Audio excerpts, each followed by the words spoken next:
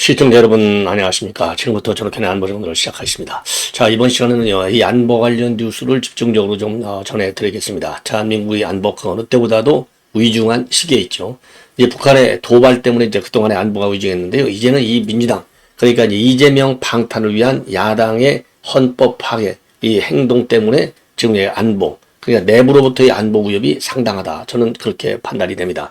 자, 그래서요, 이러한 내용을 가지고 집중적으로 말씀을 드리겠는데, 우선 지금 이제 오늘 도하 언론에서 대대적으로 보도하고 있는데, 저도 이미 여러분께 말씀을 드렸죠. 10월 1일 국군의 행사, 어마어마하게 성공적인 행사가 이루어졌지 않습니까? 그런데 이거를요, 일부 좌파 매체, 그리고 또 이 온라인 커뮤니티에서 김정은이의 지금 비판 내용, 요런 거를 갖다가 집중적으로 보도해야 되는데 그렇지 않고 오히려 김정은의 군사 대결적 자세에 대해서는 비판을 안 하고 이번 국군이라는 행사를 집중적으로 폄하하고 비하하고 있어요. 자, 그래서 군에서도 상당한 불만이 야기되고 있다. 이런 보도가 나오고 있습니다. 그래서요, 지금 이제 이 온라인 커뮤니티에서 나오고 있는 MBC를 비롯한 좌파 매체의 보도 성향, 요거를 집중적으로 보도해 드리도록 하겠습니다. 자, 그리고요, 이제 외교안보로서는 지금 이제 기시다 총리가 새로운 총리가 됐는데, 이 기시다 총리하고 윤 대통령이 전화 정상회담을 가졌습니다. 그리고 내주에 지금 이제 아세안 정상회의에서 이 한일 정상회담이 추진이 된다. 이런 낭보도 나오고 있습니다. 그만큼 안보 위협이 심각하다는 데 대해서 이 한미일 3개국 간의 정부 당국이 그리고 정상들의 의견이 일치되고 있다. 이렇게 보여질 수 있고요. 그리고 지금 김정은이가 7일날 열리는 최고인회를 통해서 헌법 개정을 지금 추진하고 있는데 오늘 보도를 보면은요. 남북 기본 합의서, 남북관계 기본 합의서죠. 요것까지도 파기할 가능성이 상당히 크다. 이런 전망이 나오고 있어요. 그래서 이런 내용을 집중적으로 말씀을 드리도록 하겠고, 그 다음에요. 아까도 이제 말씀드린 대로 이번 국군의 날 행사와 관련해서 좌파 매체와 좌파 인물들이 집중적으로 비판하고 나왔는데, 그러다 보니까 이 조선일보의 김창균 칼럼이 굉장히 좋아요. 요 국군의 날 행사, 요게 이제 어떻게 변해 왔는지 이 사례 중심으로 해서 쭉 과거에 분석을 하고 있습니다. 그래서 그 군사 퍼레이드가 이제 이 박정희 대통령 때부터 있어 왔는데 지금 이제 이 북한의 이제 핵 미사일 위협까지 굉장히 고도화되고 있는 상황 아니겠습니까? 이런 상황에서 박정희 대통령이 있다면 업전 메시지를 내놓겠느냐?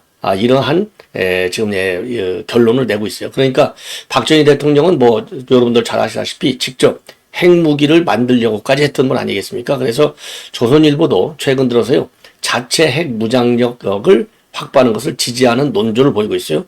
그 연장선상에서 쓰여진 이런 칼럼이 되겠는데 요 칼럼 내용은요. 조금 전에도 이제 말씀을 드린 대로 MBC를 비롯한 좌파 매체와 좌파 인사들이 이번 국군의 날 행사를 이 폄하하는 것에 대해서 일종의 반론적 성격이 강하다.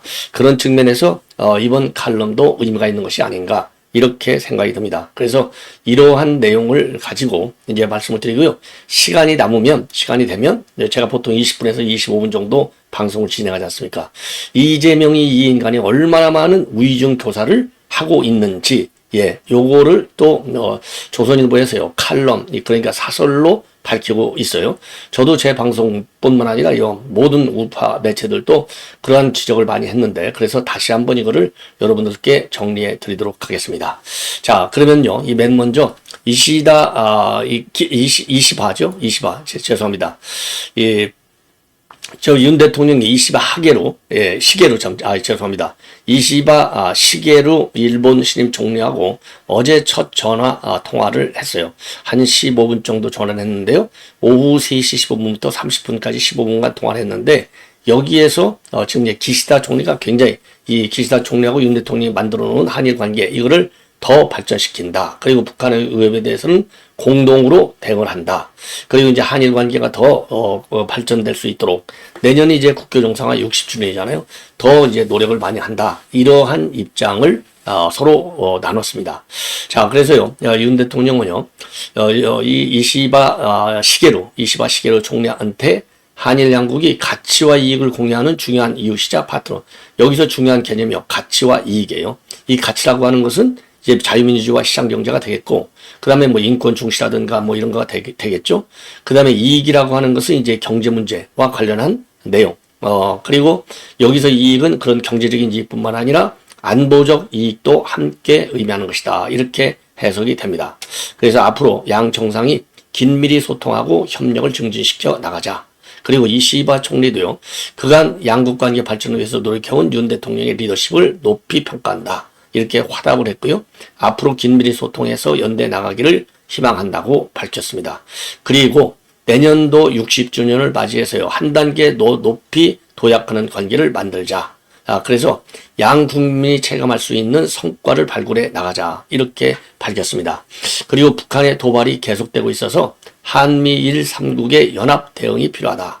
이런 입장을 내놨고요. 그리고 윤 대통령은 작년 캠프 데이비드, 여기에서 있었던 군사, 경제, 안보 분야에서의 협력을 더 강화해 나가자. 이렇게 입장을 밝혔습니다.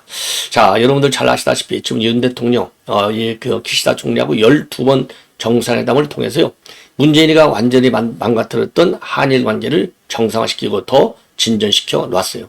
그래서 이거를 계기로 해서 지금 이제 이시바 총리하고 윤 대통령이 한일 관계를 발전시켜 나가면서 양국에서 지금 갖고 있는 공통된 문제점 중에 하나가 일본의 경우에는요, 북한에 납치된 피해자 문제가 있고, 우리도 이제 납북자, 억류자, 그 다음에 국군 포로 문제가 나와 있잖아요.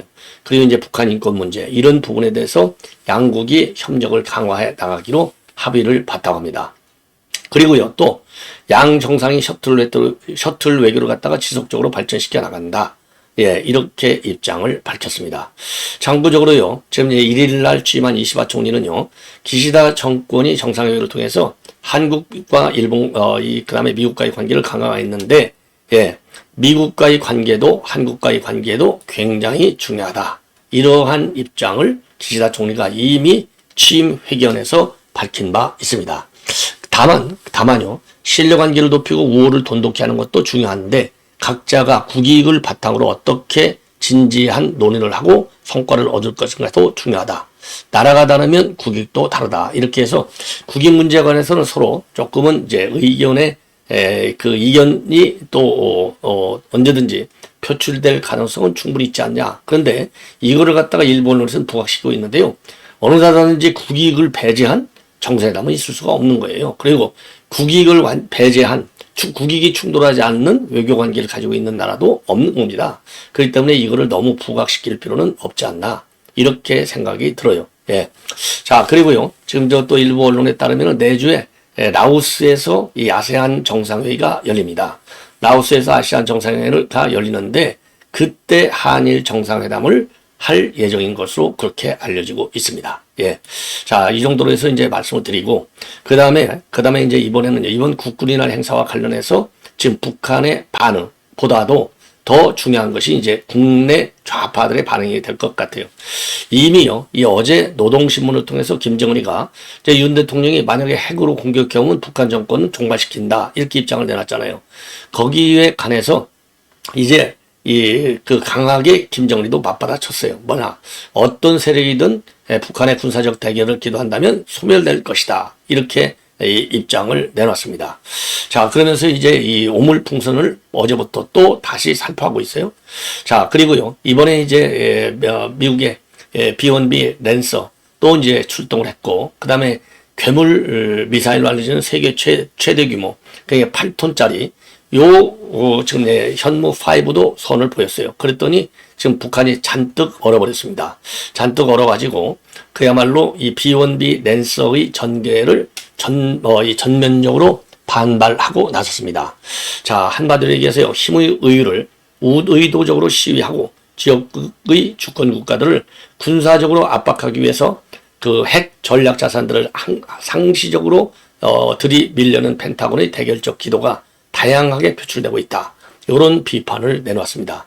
자, 그리고요. 네, 그리고 이번에 이제 우리가 이제 이런 좀 전에 말씀드린 대로 미군의 이제 전략 자산들이 떨어나니까 과거 북한이 지금 이 약탈에 갔던 그 북한이 이제 그 약탈에 갔던 미국 전투기 F-86D 이런 잔해, 그리고 미국의 전략기 L-19 여기에 대해서요 완전히 파괴됐다. 그리고 북한에 의해서 격추된 전투기들이다. 요렇게 해서 맞대응하는 방식을 보였습니다. 자, 이 정도로 해서 이제 북한의 이제 반응을 말씀드리고, 그리고 이제 국내적인 반응을 보여드린다면, 자, 이것은 MBC 보도와 관련해서 요거 이제 여러분들 잘 보이시리라고 이제 보여드리는데, 요렇게 북한이요, 지금 우리 MBC가, 자, 이 범축제로 꾸민 열병식 남녘동포와 손 맞잡길, 그리고 올해 또 대규모 군사파레이드 군사정권 방불, 예, 요런 식으로 해서요, 요거는 이제 맨 위에는 2020년도에 북열병식과 관련해서는 남쪽 동포와 손을 잡아달라.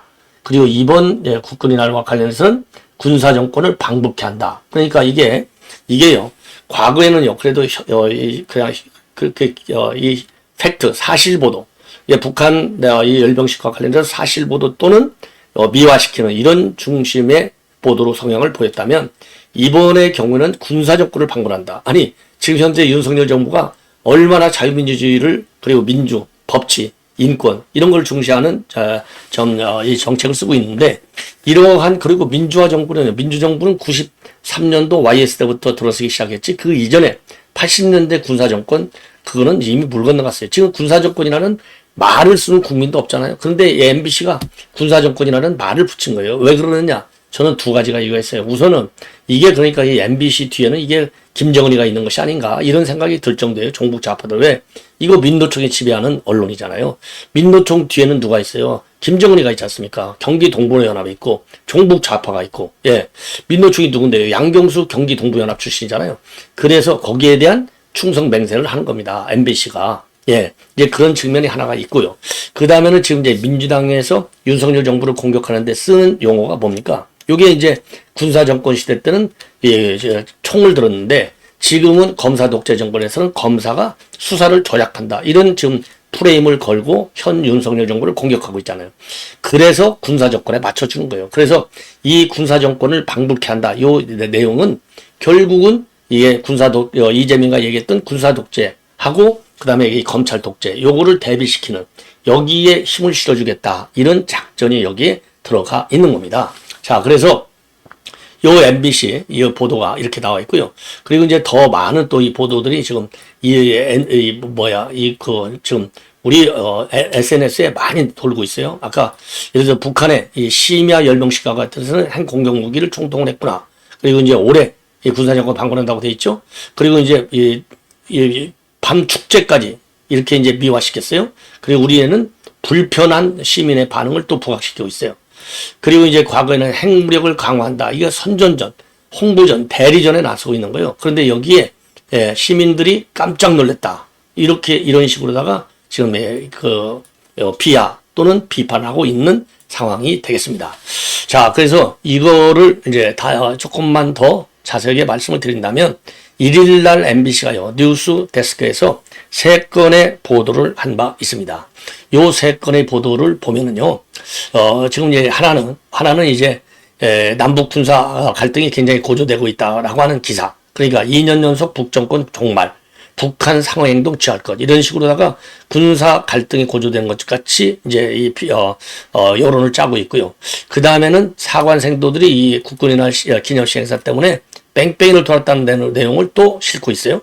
그 다음에 또 하나는요, 열악한 처우의 사관학교 출신 조국 장교들이 군을 떠나고 있다. 이런 내용까지 3건을 연속으로 보도하고 있습니다.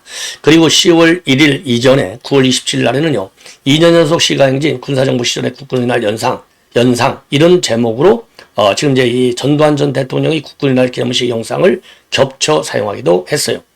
자, 그리고요, 작년 국군의 날 보도에서는 대규모 시가행진으로 시민들 불편이 크다 라고 하는 점을 강조했는데, 이번에는 군사정권까지 연장시키는 보도를 한 겁니다. 그리고요, 그리고 이제 MBC는요, 작년 9월 9일 열병식 보도에서는 별다른 비판 없이 북한 측 영상을 그대로 소개하는 요런 그 보도를 한 바 있습니다. 자, 그러면서 작년의 경우에 140분짜리 역대 최대 규모 북한 열병식 8분 정리, 이런 제목으로요, 북한의 이런 열병식을 대대적으로 칭송했어요. 칭송. 예. 그러면서 더 화려한 조명이 부각됐다. 이렇게 해서 굉장히 성공적으로 눈요깃거리가 되는 것처럼 보도를 한 겁니다. 그렇게 되니까 지금 이제 MBC 노조가 성명을, 제3노조 성명을 통해서 성명을 통해서요. 지금 이제 이러한 그 MBC의 편파적인 표면적인 보도 행태를 비판하고 있습니다. 그리고 참고적으로요. 2020년도 10월 MBC 뉴스데스크에서는 아까 말씀드린 대로 이게 이제 서해 공무원 피살 사건 발생한 직후인데 북한 심야 열병식을 밤축제라고 부르고 남녘동포와 손잡길 이런 자막까지 달았어요. 이런 것들이 지금 모두 도마 위에 올라와 있습니다. 자, 이러다 보니까 지금 전문가들이요. 굉장히 요거는 여론을 그러니까 사실을 호도할 우려가 굉장히 크다. 예를 들어서 북한에서는요, 이 열병식 같은 거 하려면 돈이 들잖아요. 돈이 모자라니까 해외에 근무하고 있는 이런 무역 요원들, 그 다음에 외교관들한테 이런 이 외화 조달을 지시하면서 굉장히 지금 어렵게 만들고 있고, 그리고 북한 주민들의 주머니를 털고 인권 유린 수준의 착취를 통해서 자금을 충당하고 있는 그런 현실이거든요. 그런데 여기에 대해서는 전혀 비판 없이 이렇게 북한 편향적 보도를 한다? 이거는 굉장한 문제가 된다. 이런 지금 이 비판이 전문가들 사이에서도 날고 있습니다. 자, 그래서 작년에 자유아시아 방송 같은 경우에도요, 북한 당국이 대규모 열병식을 진행하면서 주민들에게 천으로 된 총끈을 만들어 바칠 것을 지시했다. 이런 내부 소식을 보도한 바 있고, 자동 보총의 끈도 해결하지, 그러니까 이거 자동 보총이라고 하는 것은 자급자족이요. 해결하지 못하는 당국이 열병식은 왜 벌이고 있느냐. 이렇게 외신마저도 비판하고 있어요. 그리고 군에서 지금 난리가 났습니다. 방송사가 남북의 군사 퍼레이드에 대해서 동일한 잣대를 적용하지도 않고 오히려 군을 비하하고 국격을 깎아내리고 있다. 이런 비판이 나오고 있어요. 그래서 기념식 사열, 분열과 시가행진은 우리 군 준비 대사하고 유사시 반격 능력을 과시하는 것이다. 그래서 북한의 도발을 억제하는 효과도 있는데 이렇게 군사적인 의미를 전혀 고려하지 않고 비판을 위한 비판만 한 방송은 용납할 수 없다. 이렇게 분노하고 있다고 합니다. 당연한 것이죠. 근데 여기에 대해서 이제 MBC는 뭐라고 하고 있느냐? 웃겨요, 한마디로 얘기해서. 지금 MBC가 최근에 영상 풀단에서 배제됐잖아요. 그래서 이 MBC는 TV로 생중계하지 못했고, 다만 2년 연속 실시된 시가행진이 군사정권 시절의 잔재라는 지적과 함께 혈세 낭비라는 비판이 나오고 있기 때문에 국민의 재산인 전파를 사용하면서까지 중계하는 사안이라고는 생각하지 않는다. 야, 이게 어느 나라 MBC인지 알아볼 수가 없네요. 예. 자, 이 정도로 이제 말씀을 드리고, 그리고요, 지금 이제 이 북한, 이번에 이제 헌법 최고인문회가 열리는데, 여기에서요, 이미 이제 북한은 통일을 포기했지 않습니까? 자, 거기에 맞춰서 남북 기본 합의서, 요거를 91년도에 이제 체결된 정원식 당시 총리가 연영부하고 체결한 이 아주 남북 관계의 중요 장전이라고 볼 수 있는 거예요. 요거를 파기한다. 왜? 통일을 안 하기로 했으니까. 그래서 적대적 두 국가 관계로 지금 되어 있지 않습니까? 여기에 맞춰서 이거를 포기한다. 그리고 개성공단법도 폐기할 예정으로 있다고 합니다. 그 다음에 NLL 이것도 부인하는 내용의 이 헌법 개정도 이루어질 것이다. NLL. 그래서 북한은 이미 이제 해상 국경선 요거를 지난 2월 달에 언급을 한 바 있어요. 김정은이가. 옛날에 이제 경비 개선이라는 말 썼는데 지금은 이제 해양 국경선 더 강화된 컨셉을 쓰고 있어요. 이런 것들도 이번 지금 헌법 개정에 전부 포함시킬 것이다. 이런 우려가 나오고 있습니다. 자, 이번에는요. 이제 국회 지금 이제 어제 지금 윤 대통령이 이제 만찬이 있었지 않습니까? 요 만찬을 보면 이 만찬에서도 지금 이제 이 국회 정쟁보다는 민생 법안에 집중하는 국정감사가 되게 달라. 그리고 이제 일당 100, 이 백병전 이런 개념까지 나오고 있거든요. 그래서 이제 지금 이제 보도에 따르면 이번 주말경에 지금 이제 김건희 여사 특검법, 해병대 특검법 요거를 4일날 또는 5일날 강행 통과시킨다. 재의결한다. 이렇게 돼 있거든요. 이거 뭐 반드시 부결시켜야 될 거 아니겠습니까? 그래서 우리 여당도 비상이 걸렸다고 합니다. 왜냐? 지금 국회의원이 300명이라고 가정해서 300명이 다 출석할 경우에는 3분의 2 이상이 찬성하면 재의결이 되잖아요. 이게 200석이 되는 거예요. 그래서 190명 전원 플러스 108명 중 이럴 경우 전원이 참석할 경우 가결이 되는 거예요. 8명 이탈. 그래서 8명 이탈을 막아야 되는 거 있고, 다만 지금 이제 국민의힘에서 12명 이상이 불참할 경우는 그러면 288명이 재석의원이 되잖아요. 288석 재석의원의 3분의 2만 되면 이게 또 통과가 돼요.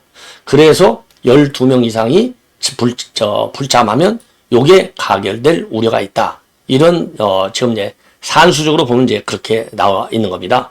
자, 그래서요.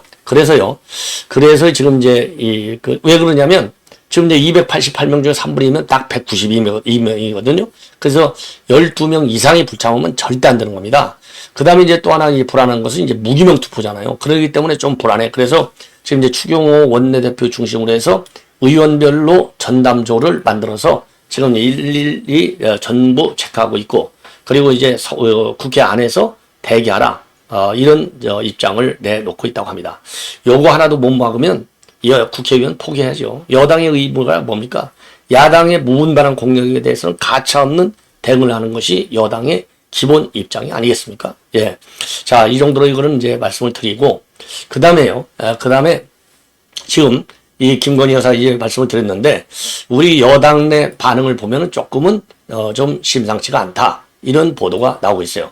자, 그래서 이제 이 반응을 좀 하나씩 말씀드리는데, 권영세 같은 경우에는요, 진솔한 사고가 필요하다. 그리고 이 박형수 같은 경우에도 이 법리상 유죄는 아니지만은 법리만 앞세워서는 안 된다. 이런 입장을 내놓고 있고, 김재민 서비는요, 여 의원의 침묵을 갖다가 김 여사 동조로 착각해서는 안 된다. 책임은 그렇다고 해서 사라지는 게 아니다. 그리고 김용태도 지금 이제 특별감찰관 임명 약속을 왜 안 지키느냐? 국민들은 이거를 시간 끌기로 보고 있다. 그리고 조혜진 전 의원의 경우에는요, 8년 전에 탄핵전과 유사한데 김 여사 의혹 동시 다발적으로 터질 수도 있다. 예. 그리고 이 김경진을 당 추락에 제동을 걸기 위해서라도 대통령이 국민께 겸손하게 다가가야 한다. 이러한 의견들이 다양하게 나오고 있다는 점도 지금 말씀을 드립니다. 한마디로 얘기해서 검찰이 어제 무혐의를 처분했고, 그야말로 이제 법률가로서의 지역적 양식에 의한 결론이다. 이렇게 얘기했지만은요, 요거와 지금 뭐라고 그럴까요? 그럼에도 불구하고 여권 안에서도 우려가 있다. 예, 그래서 진솔한 자세로 민심하고 괴리를 좀 줄여야 될 것이 아니냐, 이런 의견이 나오고 있다는 겁니다. 자, 이번에는 이제 이 조선일보의 어제자 사설이 되겠는데요. 제목이 영장기각 판사도 소명 인정한 위증 교사, 뭘 조달했다는 거냐, 이런 취지의 사설이 되고 있습니다. 자, 여러분들 뭐 다 아시죠? 위증 교사 딱 하면은 항상 유창훈 이 판사가 이 소환이 되지 않습니까? 예, 왜? 그 당시 유창훈 판사마저도 이거는 소명이 됐다, 이렇게 입장을 냈거든요. 위증 교사 혐의는 소명된 것으로 보인다, 이렇게 얘기했거든요. 예. 그럼에도 불구하고 지금 민주당 지도부 그리고 이재명이 요것들은요, 여전히 창작과 편집, 조작의 산물, 검찰의 판타지 소설, 나치 교배서보다 더 악독한 괴물, 요런 식으로다가 여론을 왜곡하고 있어요. 예. 그래서 이 정도를 하는 걸 보면은 이재명이가 뭐라고 그랬어요? 대장동 비리, 이게 비리가 아니다. 최대 치력이다. 단군이네. 요렇게 하면서 뭐라고 그랬습니까? 윤석열 게이트다. 요렇게 주장을 한 것, 여러분들 기억나시죠? 자, 그러다 보니까 조선일보 이 사설이 주장한 걸 보면은 위증 교사 의혹이 오직 유독 왜 이재명 주변에 이렇게 많냐? 그러면서 이 백현동 사건 관련해서 성남시 공무원들에게 전화를 걸어가지고 국토부가 협박하지 않았느냐고 거듭 물은 거. 이것도 위증을 부탁한 거나 마찬가지잖아요. 이 전용수하고, 임모, 비서실장이 앞장서서 위증을 보라고 한 거 아니에요. 이재명이 마저도 또 나왔지 않습니까?